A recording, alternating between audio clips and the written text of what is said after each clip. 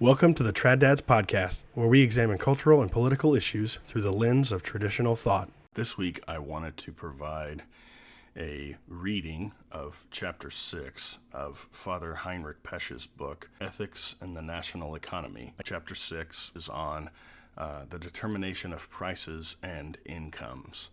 So I hope you enjoy. Chapter 6, Justice in Pricing and in Income Determination. During wartime, our people had an opportunity to experience the meaning of exploitative income. All too often, they had to resort to the legislature and the courts in order to combat excessive and unjust profits resulting from the venal exploitation of business conditions of the time. That also demonstrated how an ancient moral principle has long since been crowded out by the auri sacra fames. It is a principle which is seldom mentioned in economics textbooks, or at best regarded with disdain as of no practical value, but it has nonetheless persisted in the good sense of people about what is right and wrong. The demand for fair prices arose in a great chorus. However, the call for such prices was actually nothing more than a renewed recognition of the principle of repayment in accord with true value, the idea of the just price, and maintaining equivalence in exchange transactions. To understand fully the application of the principle of equivalence, we have to update ourselves briefly as regards the meaning of the value of an economic good, which is needed or suited for satisfying human wants. The value of such a good thing is nothing more than the degree of importance which is ascribed to it in terms of its capacity to satisfy human wants. Stating this in more precise terms, we would say, value is the estimability of a good based on the degree of importance that is imputed to it. But that degree of importance of a specific economic good is determined, on the one hand, by the urgency of the want which the good can be used to satisfy, and by the generic and individual qualities which make the good suitable for satisfying wants. On the other hand, it is determined by the quantitative dimensions in which the good is or can be made available for satisfying wants. So aside from the utility or worth of the good or the service, its relative scarcity also becomes an important consideration in determining the exchange value that we are talking about here. In the want-satisfying process, a person is more dependent on an individual good and will estimate its value higher, the less quantity of such a good he has or can gain access to.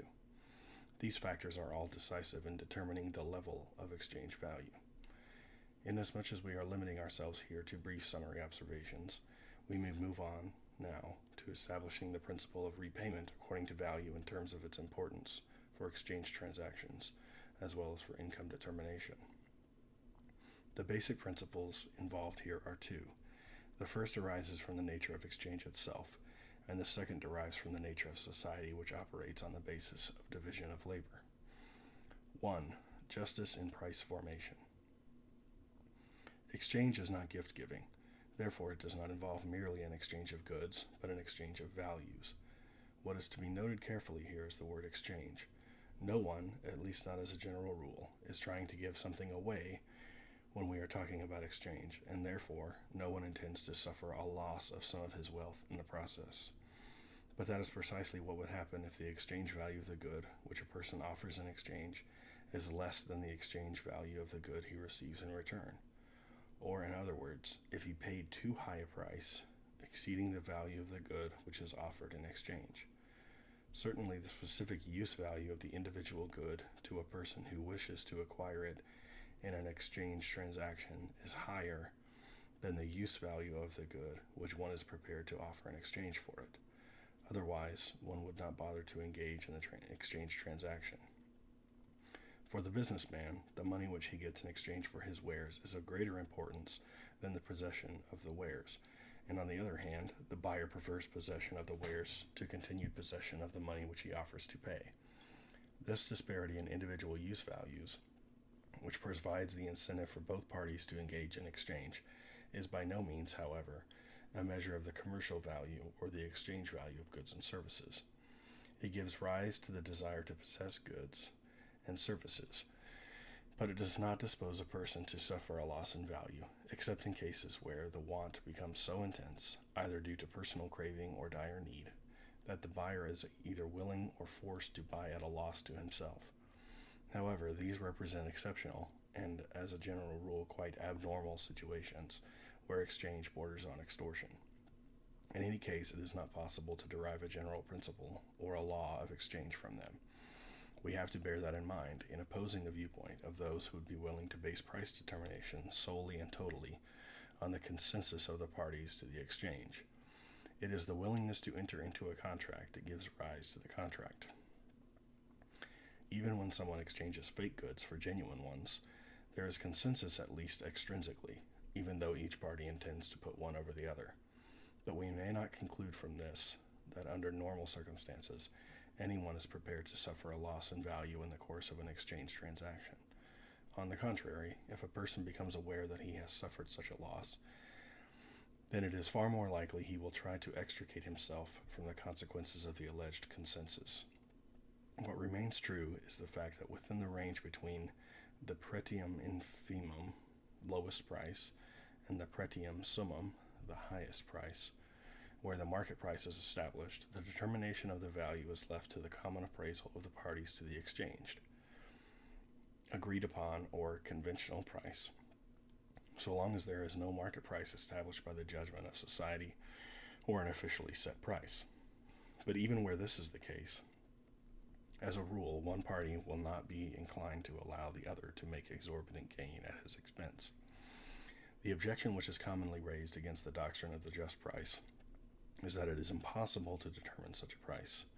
While it may be difficult to determine in each particular case what price is just, does this mean that we have to reject as erroneous the principle of repayment in accordance with the value of the good or service?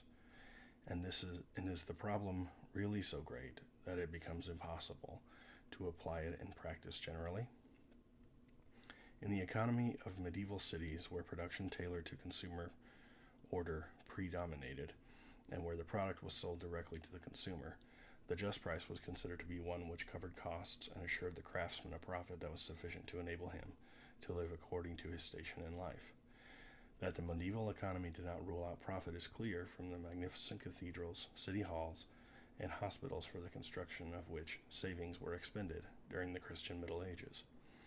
In the capitalistic era, the principle of profit-making moved in to replace the principle of satisfaction of wants.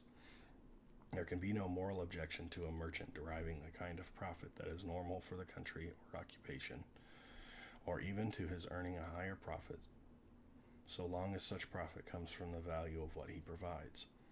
The realization of profit is conditioned by the price determination process. In production for market, according to the doctrine of liberal economics, price determination is controlled by the law of supply and demand. Prices are established directly by the interaction of supply and demand, and this process then leads indirectly to the economically correct distribution of goods for satisfying the wants of all. Also, free competition will bring about a situation where the prices of goods, which are reproducible in whatever quantities that one may wish, will fall, in the long run, to the lowest possible level, a level determined by the costs of production inclusive of profit. The entire operation takes place automatically, mechanically, as if by itself. May we be permitted to detect a certain otherworldly idealism in liberal theory's expectation that proper prices will result from the mere fact of free competition?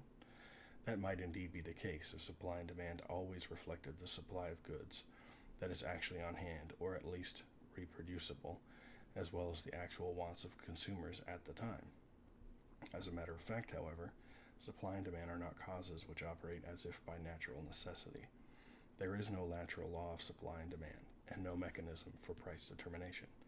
Behind supply there are suppliers, and behind demand there are demanders, causes which operate freely, human deliberations, human ambitions, human passions, and human power relationships. Therefore, what is needed is the intervention of regulating factors and protection against speculative falsification, against artificial manipulation of the fluctuation in prices, which makes it possible to earn vast amounts of money in a short time. Thus, what is called for is the kind of economic order which brings with it guarantees that supply and demand will reflect actual prevailing conditions, so that supply will really portray the amount of goods that are on hand and available set for satisfying demand, and demand will genuinely and honestly express the wants of people. Only if such conditions are fulfilled will we be in a position to expect to derive a genuine communis estimatio of the value of goods and services, which will subsequently find its expression in just prices. Buyers and sellers will then have to conform, by and large, to such prices lying within a range between the pretium summum and the pretium infimum. The ancient doctrine of the just price also had its counterpart in the concept of usury. In canon law, usury was understood to be a contractual appropriation of what was patently surplus value. This concept then came to be applied in particular to interest on loans, not without centuries of controversy. It was taken for granted that Christians were supposed to grant loans for consumer purposes to their neighbors in need whenever they were able to do so, out of simple charity. Nil inde sperantes. Also, there was no difficulty in recognizing that one was entitled to earn a profit from a capital investment to the extent that the investor was himself involved as a partner, in any case as sharing in the risk. Likewise, the purchase of an annuity was also allowed. The purchase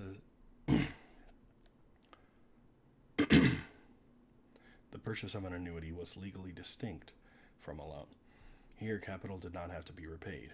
It constituted the purchase price for initiating perpetual dividend payments. Also, rental income, which derived from a piece of land, was a material, not a personal obligation. Interest, on the other hand, which was demanded on the basis of a pure loan, was regarded by the church as usury. If I gave someone a sum of money equal to 100, I had no right to ask that more than 100 should be repaid. If the debtor had made some lucrative transactions in the meantime with that money, the profit which he made was not the result of the money, but of his personal industry and his own ingenuity. The creditor had no claim on his earnings based solely on the fact that he had not loaned him. The creditor had no claim on his earnings based solely on the fact that he had loaned him some money. Meanwhile, times have changed in this regard. It has become more and more a fact of economic life in modern society that someone with money could make money with it. And now, since this became the universal case, instead of being restricted to individual cases, granting credit in the form of a sum of money, in other words, placing it in the hands of a debtor for an extended period of time, took on a value that was higher than the sum of money originally loaned out. For non-Catholic critics to assert that Catholic theologians could no longer maintain the strict loan on interest taking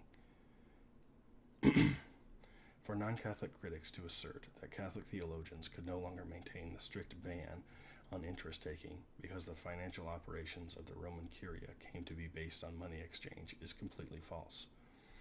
Actually, it was the consistent application of the principle of equivalence and the practical recognition of the important value which extending credit had taken on in modern economic circumstances, which led to a recognition that this service has a market price, and that interest on money loans could therefore be allowed. A person who collected interest, and who determines his interest in accord with the legally established rate of interest where such exists, or on the basis of the market price, not taking into account special circumstances, should not be troubled in this regard. That is what ecclesiastical authorities have decreed. That is not by any means an endorsement of the whole of modern capitalistic development, nor can the way interest rates are structured in our time be viewed as entirely healthy and proper. The contemporary organization of banks and exchanges has, in fact, made of the rate of interest an object of speculation. The more investments and speculation that occur, the higher the interest rate will climb, until there is an eventual collapse with attendant grave loss for the people who were deceived in the process. The level of interest also determines the rate at which governments borrow, so that government obligations too are dragged into the maelstrom of acquisitive speculation and the unbridled urge to get rich. Usury is not exclusively a monetary phenomenon having to do with money lending. A disparity between what is offered and what is given in return, resulting in excessive gain, can arise anywhere in the exchange process, and especially in business transactions. Usury in a business transaction is the contractual appropriation of obvious surplus value, in the process of buying and selling. The damage is done by the contract itself, where performance and remuneration are juxtaposed. What we have here is the stipulation of prices which are too high or too low, and in this sense, there is appropriation of the kind of surplus value which is patently surplus. If the appropriation between the value of what is given and what is received in return is in any way doubtful, then we cannot talk about usury. Minor deviations from the market price are justified by the uncertainty which is present in human and social value estimates generally. Excessive rigor in such matters would lead to bad results. Perhaps it is possible to debate about whether the exploitation of ignorance, the lack of business sense, the carelessness of either party, or the dire need of one of the contracting parties, when these are exploited, constitute an essentiale or a proprium of usury. In any case, there are qualifications which in practice regularly go along with usury. In other words, a reasonable person who knows his business would, under normal circumstances, excepting situations of error or dire necessity, not be likely to submit himself to usury. Without denying that, it is nevertheless a fact that when obvious surplus value is extracted, we already are dealing, at least formally, with usury. In our time, we have also come to experience virtual usury. Someone has commodities which he does not deliver to the official assembly location. He does not charge a price which exceeds the maximum price, but he also refuses to offer his goods at the official price. He then waits for someone to come along who will voluntarily offer to take the goods off his hands, perhaps at a price which results in enormous surplus value. Such buyers are, in fact, not in short supply. In that kind of situation, both the buyers and sellers objectively violate obedience to higher authorities, and, among other things, they do damage to the general welfare. Generally speaking, and from the point of view of society, such transactions are usurious. They also involve taking advantage of a condition of dire need, which stems from the prevailing genuine increase in prices and from the shortage of goods needed for satisfying wants. At the same time, the problem of restitution has to be handled differently here than in the case of formal usury. The buyer with the means to buy, who wants to enjoy certain pleasures which others must do without, voluntarily offers surplus value, so that the expression volenti non fit iuria may be applied to him. Yet, insofar as the matter of restitution is concerned, care must be taken in dealing with the possible case involving persons who, amid the general confusion and blurring of right conscience, innocently fall into the trap of believing that because everyone is hoarding and is doing business in this way, it must be all right to do so. Ceiling prices come to be regarded as too low in the face of increased cost of production and the depreciation of the currency. The actual need for other goods necessitates the highest possible expenditures, and so on. In such conditions, sound moral judgment will sometimes be obscured to an extent that even honorable people lose their perspective and no longer recognize the objectionable and harmful aspects of such transactions. Whatever the case may be, in most instances, what comes to the fore in the generally prevailing usurious situation is unacceptable immoral greed in the service of mammon, along with an unrestrained quest for gain.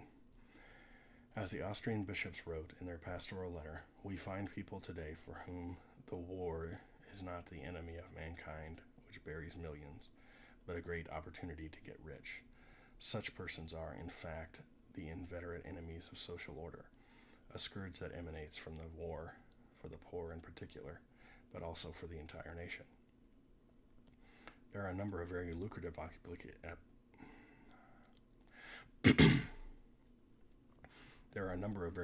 occupations for the individual persons, says Rocher, which are totally unproductive for mankind as a whole, in addition to being in fact harmful, because they take away as much or more than they bring in for those who are engaged in them. Aside from formal theft of property, these would include games of chance, usurious speculation, and measures which are designed to take customers away from other competitors. All such unproductive undertakings, which are harmful to society as a whole, especially usurious speculations, are condemned by Christian ethics. What morality requires here is activities which are of obvious service to the genuine welfare of the nation. The relatively best kind of provision for the wants of the nation depends essentially on a widespread conformity of the actual prices of goods which are exchanged to just prices. Even now, one hears calls for a return to the ancient notion of usury. Its practical application would, to be sure, imply a complete restructuring of the prevailing economic system, or else it would at least presuppose its widespread reform. In any case, the future will not be able to disregard indefinitely the problems which stem from the distortion in the areas of political and social economic policy. If our economic life is to become healthy again, price and income determination will have to revert to the principle of remuneration according to the value of what good is offered, or what service is rendered. 2. Justice in income determination. The nature of society where division of labor prevails requires that the individual citizen directs all of his energy and efforts to making some specific product, so that, for example, one person makes shoes while he relies on another to make clothing, and so on. However, this presupposes that he will be rewarded for his performance in a manner which will cover his costs and bring a net return befitting the importance of the work he does. If such remuneration is not forthcoming for any length of time, and if it is possible for a person to change his occupation, he and anyone else in the same situation will turn to other kinds of work. But if this happens, society will do without that kind of service in the future, even though it could be indispensable. And if someone, or an entire group of citizens, is forced to remain in an occupation which does not provide a return corresponding to the value which they render, those who are caught up in this trap would have to view their plight as bitter injustice, and, in fact, as a kind of intolerable slavery. That situation would be harmful to the welfare of civil society and, if it persists, to its very survival. The peace and welfare of the state and of society require essentially that obvious and blatant injustice be avoided precisely in the material order. Remuneration, in accord with the value of services rendered, is, in fact, the precondition for a healthy economic and social structure of society and for its long-range survival.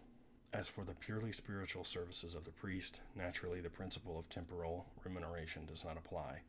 Here it is entirely in keeping with the spirit of the Church to insist only on the homeste sustenio of the priest.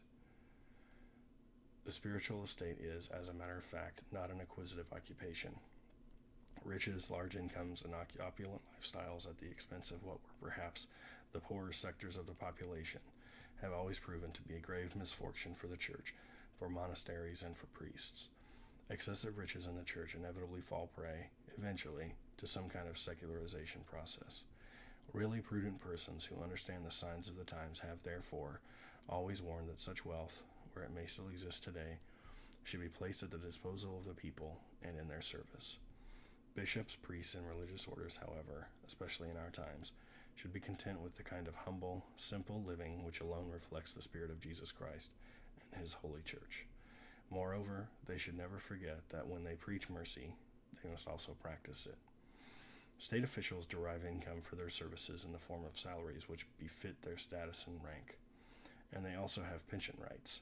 In the area of personal service and performance, remuneration is regulated by professional associations and other organizations, as well as by official salary schedules and reciprocal agreements.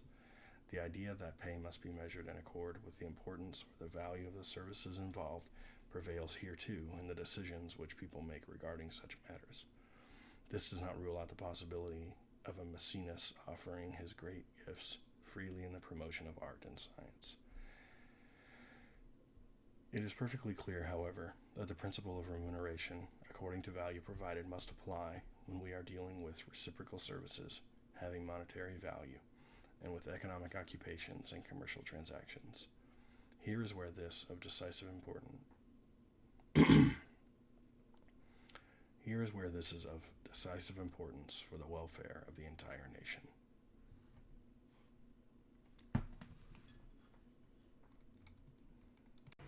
Thanks for listening to the Trad Dads podcast. If you enjoyed our show, please subscribe on your favorite podcast app and consider giving us a 5-star rating on iTunes. It really helps us out. The podcast you just heard was made using Anchor. Ever thought about making your own podcast? Anchor makes it really easy for anyone to get started. It's a one-stop shop for recording, hosting, and distributing podcasts. Best of all, it's 100% free. Sign up now at anchor.fm/new. That's anchor.fm/new to get started.